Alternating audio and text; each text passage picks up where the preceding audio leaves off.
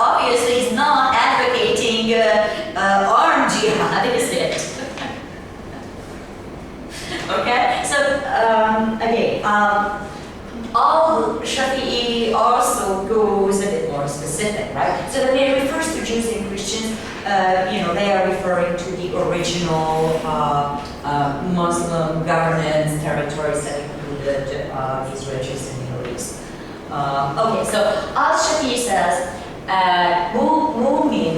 would not be executed for killing a non-believer. The blood money of a Jew or a Christian is 1/3 of that of a Muslim, whereas the blood money of a Majin is 800 dirhams, the money unit. Laws even specify, if you kill somebody, how much compensation you must pay. Okay. Another example of the differences, should human lives be spared by widening or narrowing categories of people whose lives are not subject to killing in war? Malik and Abu Hanifa says that people who are blind, mad, or very old should not be killed. People who belong to monasteries should be left with some of their possessions, which are enough for them to live on. Okay? Al-Takhri and Al-Afzal narrow the category down in that school's interpretation. Only very old people should not be killed. Okay? Al-Shafi'i says all these categories of people may be killed. Okay, different interpretations. Okay, so in this last example, the differences of legal interpretations concerning enemies, the different positions with regard to the reason for killing, that should be taken into account. Those who think that the reason for killing is that state of non-belief did not make any exceptions. Those who think the reason for killing non-believers is the ability to fight did not make exceptions for those who are unable to fight or who do not engage in hostilities, such as bowmen and servants. So this rule is justified on the basis of the Prophet's prohibition against killing women, even though they were non-believers. Okay, if you look at the statistics in any conflict, okay, you will find a very high percentage of the women, spoils of war, okay, the atrocities committed against women. So, when it comes to war, very often people do not follow these laws, regardless of what interpretation or which school of jurisprudence. Okay? So when they are doing the killing, it's not in the name of religion. It is territory and selfish interests. Self-interests. Okay? And they just hijack the religion and say, oh, I did it in the name of this religion. And it doesn't matter what religion. The Christians through their crusades did the same thing. And it's not religion. Okay? So again, so the executive, legislative, and judicial functions of Muslim governments during the High Caliphate and Classical period were not well defined or systematically carried out. Okay? So there were a lot of allowances, and these laws were not strictly enforced. Why? Because there was a desire of peaceful coexistence. Okay? So more tolerance was practiced in these highly multicultural settings of this early empire. In modern times, with the massive change in the structure and organization of the Muslim social system, and the pressing need for far more precise and effective organization of the social system and government,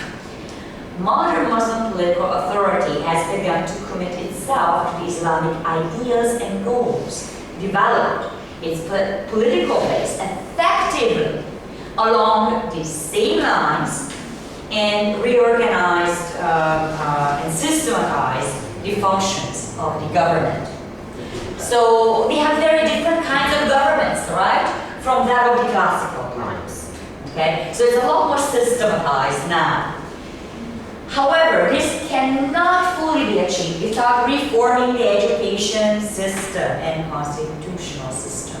incorporating both Islamic rules and values and modern needs and functions. Right? So you need to make that distinction, okay, what the old system of governance was pre-modern states. Right? Because modern states are a post-colonial phenomenon. Okay? So with modern states, you need a lot more systematization, you need a lot more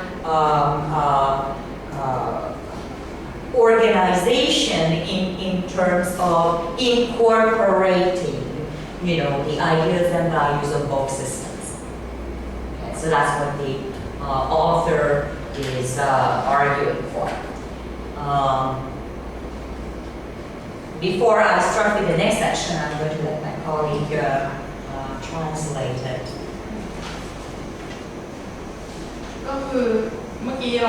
เขายกตัวอย่างให้ฟังเรื่องการตีความของสำนักต่างๆเรื่องเกี่ยวกับจีฮัดไปแล้วมาสู่ตัวอย่างที่2ค่ะว่าเขามีทั้งหมดประมาณ3ตัวอย่างที่2คือเรื่องของการตีความเกี่ยวกับบทลงโทษของมุสลิมที่ไปฆ่าหรือทำร้ายคนอื่นที่ไม่ใช่มุสลิมเนาะว่ามันมีบทลงโทษยังไงบ้างเขาตีความยังไงอันนี้อันแรก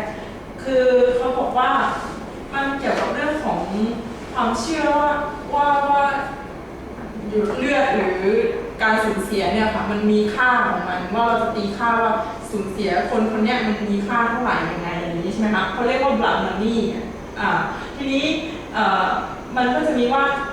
คือคำสอนนั้นเนี่ยมันก็บอกว่า blood money คือคุณค่าชีวิตของคนเนี่ยค่ะไม่ว่าจะเป็นยิวเป็นคริสเตียนหรือเป็นแมจิเชียนคืออันนี้เป็นปรัชญาศาสนาเดิมของอิหร่านใช่ไหมคะจริงๆแล้วเนี่ยมันมีค่าเท่ากันกับคนมุสลิมฉะนั้นมันก็นำมาสู่ข้อสรุปว่าเมื่อใดก็ตามที่คนมุสลิมฆ่าคนเหล่านี้ค่ะเขาก็จะต้องถูกลงโทษถูกดำเนินคดีมาสู่อันที่2เป็นการตีความของซัฟฟี่ซึ่งเขาบอกว่า จริงๆแล้วเนี่ยคนที่มีศรัทธาต่อพระเจ้าเนี่ยไม่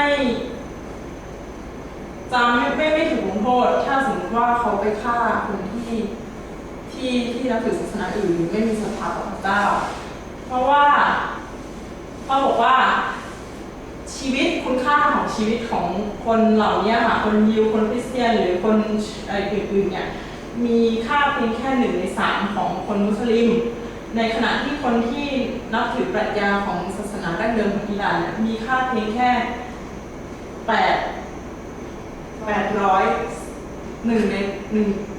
ส่วนร้อย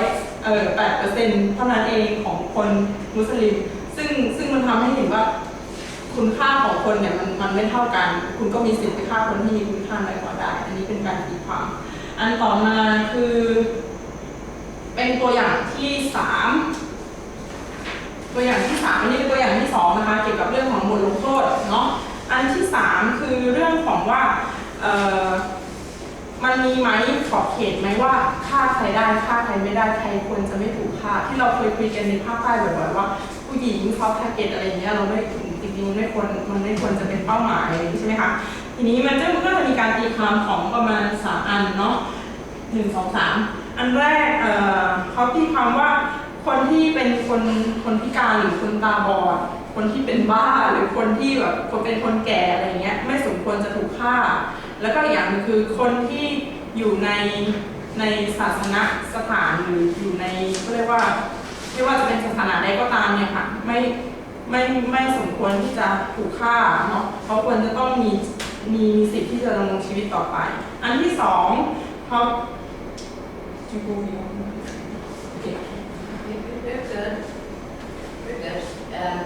No, wait, I'm still here.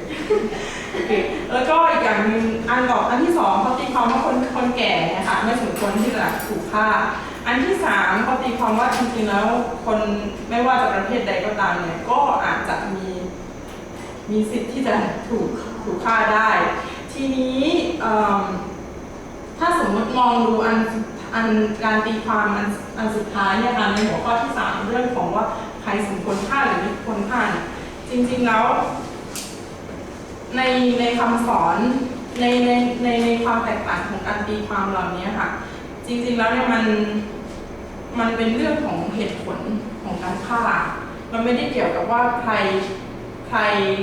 ควรถูกฆ่าหรือไม่ถูกฆ่าแต่เหตุผลว่าทำไมเราต้องฆ่าเขาอะไรอย่างนี้ค่ะซึ่งจริงๆแล้วในคำสอนของอิสลามเขาถ้ามองดูหลักจริงๆแล้วเนี่ยคนที่ไม่ได้ศรัทธาในพระเจ้าก็ไม่ใช่คนที่สมควรจะถูกฆ่าอันที่ 2คือคนที่มีกำลังในการต่อสู้เนี่ยก็ไม่มีความชอบธรรมในการที่จะไปทำร้ายคนที่ไม่มีกำลังคนที่ไม่มีสิทธิต่อสู้อันที่ 3ตามหลักของคำสอนของพระองค์พระศาสดาเนี่ยเขาสอนว่าจริงๆแล้วพระองค์เนี่ยต่อต้านการฆ่าผู้หญิงแต่ข้าวที่เขาเล่าให้ฟังก็คือถ้าสังเกตดีๆในพื้นที่ที่มีความขัดแย้งรุนแรงเนี่ยค่ะผู้หญิงมักจะตกเป็นเหยื่อของการฆ่าทั้งที่จริงๆแล้วคำสอนมันมีมาแล้วค่ะว่าผู้หญิงเนี่ยไม่ควรจะเป็นเหยื่อของการฆ่าซึ่งนั่นแหละก็คือหลักปฏิบัติกับคำสอนมันไม่ตรงกันเลยอย่างสิ้นเชิงซึ่งในท้ายที่สุดเขาก็บอกว่าจริงๆแล้วศาสนาเนี่ยมันก็มีคำสอนมีการตีความของมันใช่ไหมคะแต่ว่าทีนี้จะอยู่ได้อย่างไรในยุคของเขาเรียกว่า modernization ในยุคที่รัฐหรือเศรษฐกิจหรือโลกมันมีความเปลี่ยนแปลงมีความสัมพันธ์กันขนาดนี้เพราะว่ามันก็จะต้องสามารถรวมกันให้ได้โดยที่ว่าการปรับตัวในปัจจุบันของศาสนาอิสลามเนี่ยค่ะกฎหมายทางอิสลามมันมีการปรับตัวในลักษณะที่ว่ามีการทำให้มันเป็นระบบเป็นโครงสร้างที่ชัดเจนมากขึ้นเพื่ออะไรเพื่อที่จะตอบสนองกับโครงสร้างของรัฐในปัจจุบันค่ะเพราะอะไรเพราะโครงสร้างของรัฐในปัจจุบันมันจะเน้นเรื่องของการจัดการแบบมีระบบมีโครงสร้างชัดเจนทีนี้ศาสนาถ้าจะอยู่ให้ได้มันก็ต้องมีการปรับตัวให้สอดคล้องกันไปด้วยในประมาณในบริบทของทั้งรัฐและของระหว่างประเทศด้วย As an outsider to the religion and more looking at it more as an academic scholar, I always been personally very puzzled by the interpretations of non-believers can be killed because how I would love to go back in time and talk to the philosophers that established these schools of jurisprudence that then how do you explain how the Prophet Muhammad himself has handled the war situation between Mecca and Medina, where he explicitly said none of the war captives cannot be killed, you cannot kill anyone just because they don't want to convert, you cannot pillage, you cannot, take people's possessions and so on, especially when they retook Mecca, right? So how would these philosophers then justify, based on the Prophet's own teachings? The Prophet was also teaching through his behavior, right? And how he treated war captives, right? So I often, as an outsider, I'm puzzling over how could these philosophers come to these interpretations. What could have been, the historical factors at that time that led them to this interpretation? Because if they examine the foundation of Islam, the behavior of the Prophet, right, and the instructions of the Prophet when the debate is also occurring in the community of followers on how to treat, non-believers and also war captives. So if you really take that as the example, it really puzzled me as an outsider. How can you come to this conclusion or interpretation. So, sometimes I go like, I wish I had a time machine so I could go back in history and, engage in some kind of discussion with these great, philosophers, great religious teachers and religious dignitaries, because many centuries later, we have this, conflict of interpretations that can lead to conflict within. So I would love to understand, but it's so don't take offense. It's like an outsider, because I know the foundations, I know the teachings of the Prophet, I know the history of that period, and I'm basing, my thinking on that. Like, really, how can you come to this interpretation? If I follow, the essence, the intent, right? And a prophet led by example. That's why people were converting to Islam, listening to the message and whatnot. So, because he wasn't just relaying the message, okay, don't do this, don't do that, you should be. No, he lived by example, right? The way he conducted himself. So that's why sometimes I am, as an outsider, I'm just going, how can you come to that conclusion? I enjoy the dialogue within our Muslim Students Association at my university, because when I ask these questions, but then it generates a dialogue within, But I always make it clear that I'm asking this question not of my audience, but I often ask this of myself as I'm, trying to puzzle it out, but that's just me, because I constantly am thinking, and I always come back, at the end, we are human beings, we are very faulty human beings, and that human fallacy, you see it through history. Various points, and you see this in every religion, right? If you look at, and this is something I so don't agree that my family is not, because I was raised a Catholic, and I never could understand this notion of the Pope, right? The head clergy being infallible. Are you saying he's equal to God? Because it's only God that's infallible. I do not accept that. All human beings have faults. All human beings. The best we can do is try to choose the right thing. Right? We are fallen. You cannot make a religious leader. And I don't care who you are, on the same footing as God, or suggesting that person knows how God is thinking, and that's why their interpretation is the right one. And that's why my family is very mad at me, because they are very they follow the old, very fundamental Orthodox Catholicism, and I was going like, I'm sorry, there's one God. Believe in God, I believe in His infallibility and her infallibility, but a human being, I am sorry, because everybody has an ego. Okay? Everybody has an ego. And you're fighting it. That is part of the inner fight, right? The inner fight. To call a human being infallible, or a human being's interpretations infallible, I'm sorry, I have a problem with that. Then you are actually committing blasphemy, because you are putting that human being in equal footing with the Creator. And the whole idea is that you cannot understand the Creator. Yeah? It's so complex. That's why there is faith. Right? So it's not through logic, it's through faith. But you have faith in the Creator, not in another human being. You're not worshiping another human being. And you look at this happens in every single religion. where the human being, the messenger, the teacher, actually it says, gives very specific instructions. I'm not to be worshipped. I am not, You look at in Buddhism too. Buddha doesn't want to be worshipped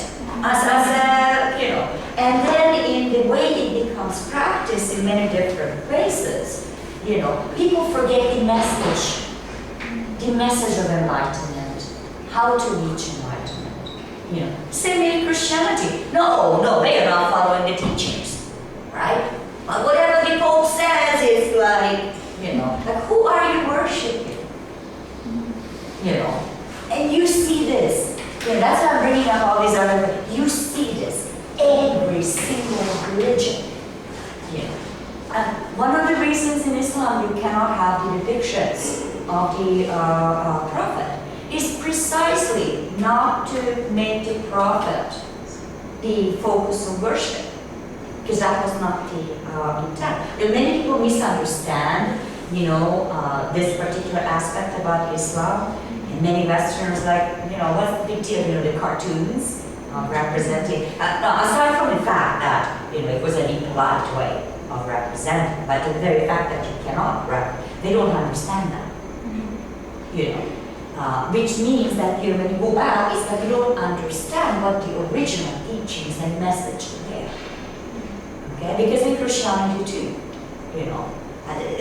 when you look at Jesus' teaching, it was not that, come on, worship me. And the deification is a much later historical process when things start getting systemized and written down. But that nice Roman emperor who accepted Christianity because it served his purpose of uniting his territory. And so if you know the history, right, and you know the historical development of each of these religions, you can see how at certain points in history, the message of the religion, right, gets somehow transformed and becomes transformed in practice. And then hundreds of years later, because many generations later, if you don't know the historical development of the religion, you accept it as if that is the one. So as I said, personally, I do have a conflict when it comes to religion. So we don't talk about religion when we sit down at a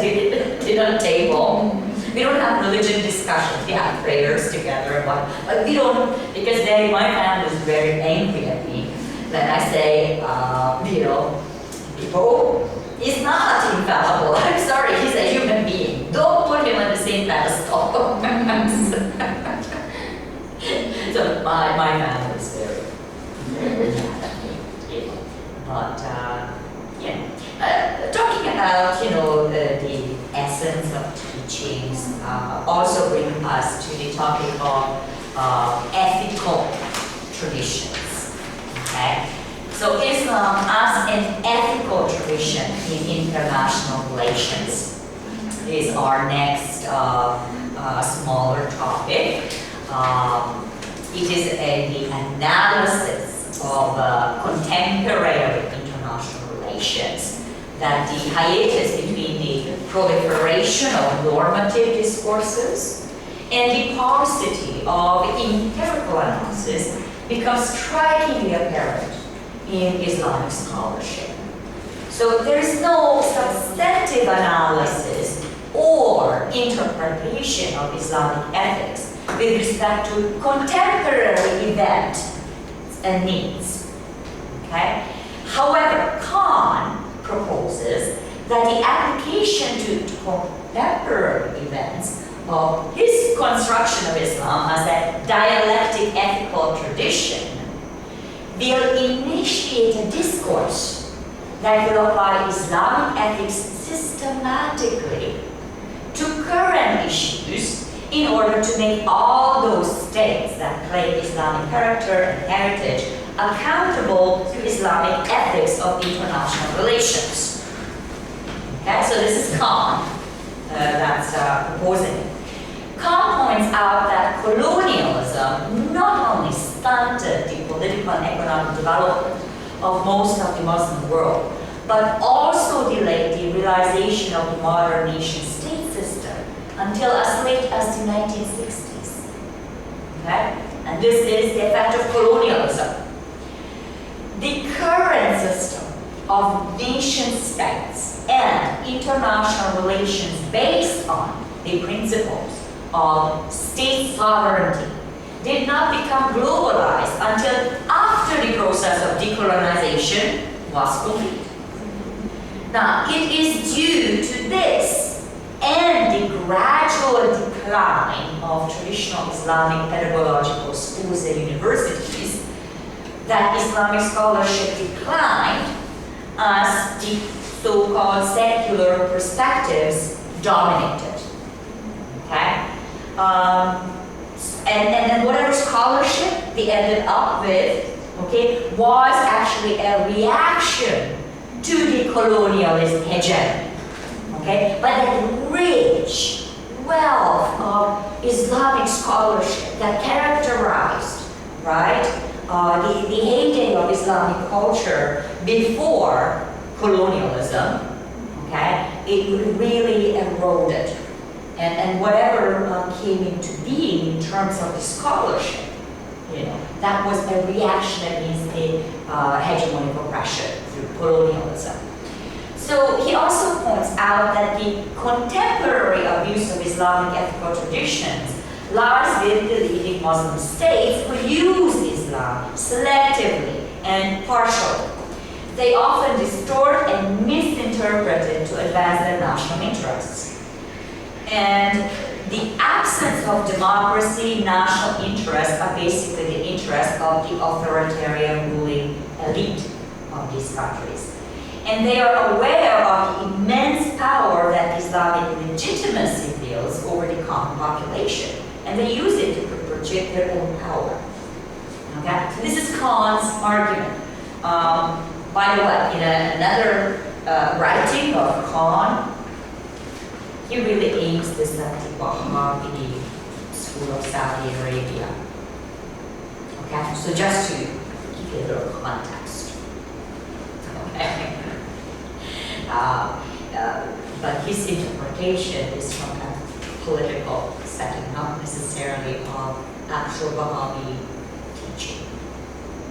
And his interpretation is more about the historical emergence of Wahhabism. So just to give you a little context, you know. But in essence, you know, what he is arguing, what we have been talking about before, you know, Islam is a non-violent tradition. The basic message is peace, tolerance, right? How it becomes interpreted and hijacked for political reasons, especially since the birth of modern nation states, and who are the ruling classes of those states. You know, very often these interpretations have very little to do with Islam, but with the advancing of the benefits and positions of the ruling elite. Because they know if they use Islam, it gives whatever they are doing, it gives it legitimacy. Okay, so it's political legitimacy. In the Gulf and Morocco, Islam is used to legitimize chiefdoms and monarchy. In Iran, it's used to legitimize theocracy. In Pakistan and Malaysia, it supports democracy. And in Libya, it's used to justify a dictatorship. So I put that in a past tense, if you noted.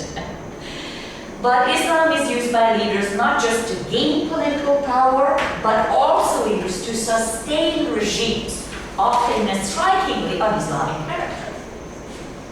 Okay?